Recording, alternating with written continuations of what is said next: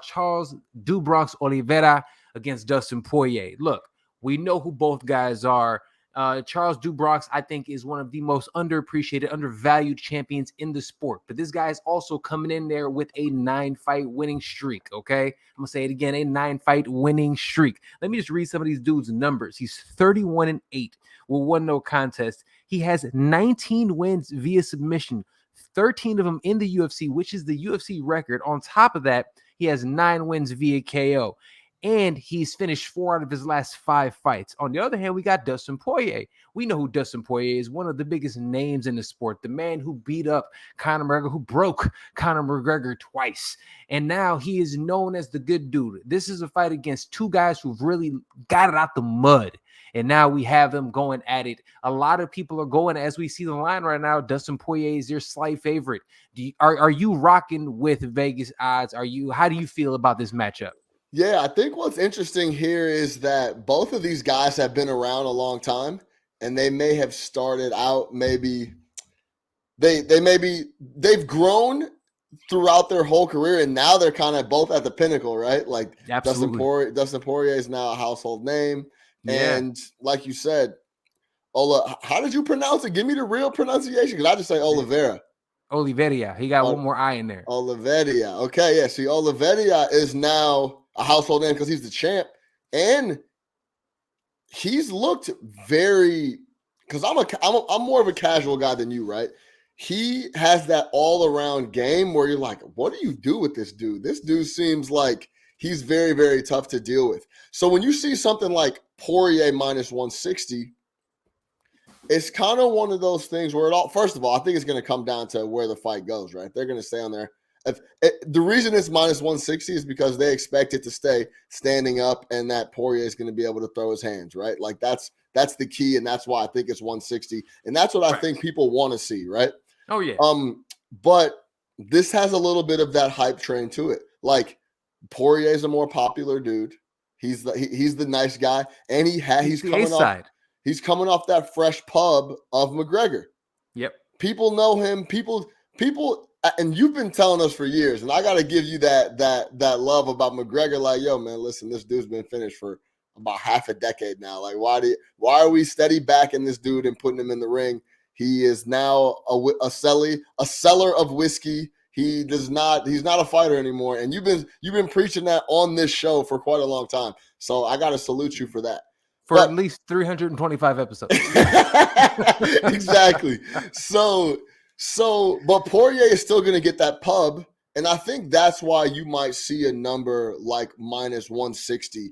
So I know you said that's a slight favorite, but we're starting to push 2-1 there, where if you put up $200, it's only paying out 100. So you're putting up 160 to get 100 back. That's quite a bit of juice on Poirier. And my guess is you don't think he should be favored by that much, if at all.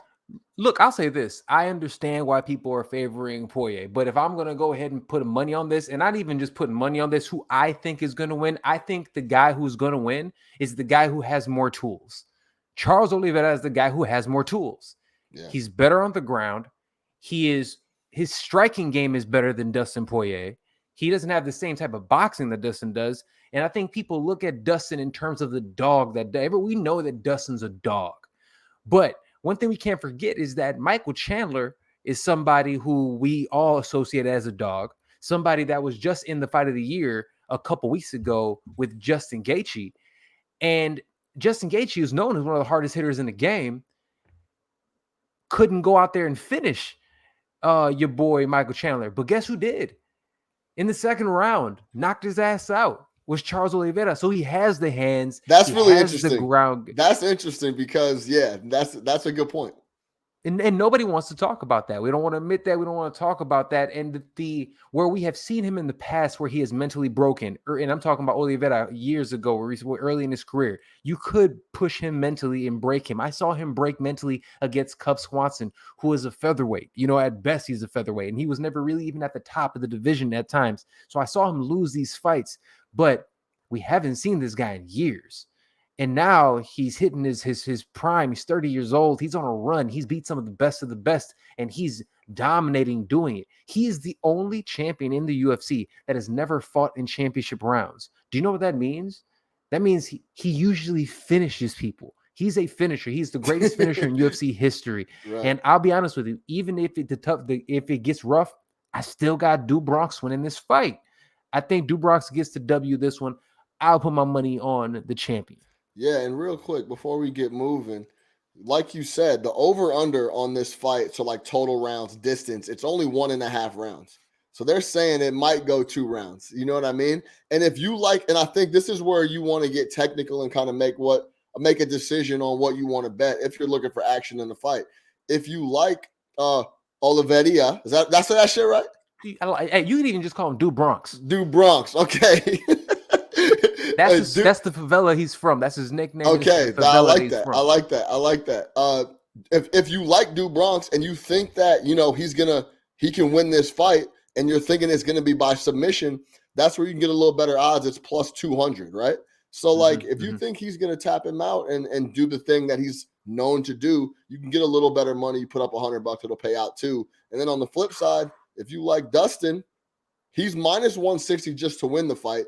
But if you think it's going to stay up on the hands and he can keep it there and he's going to knock Do Bronx out, they'll give you plus 120. So those are the type of things. If you're not sure about what side you want, but you think you know how the fight's going to go, pick the winning method, TKO, submission, whoever else, and you usually get a better price. I like that one. I like that. That's a good way to do it. So like honestly, for me, I would say Do Bronx by knockout.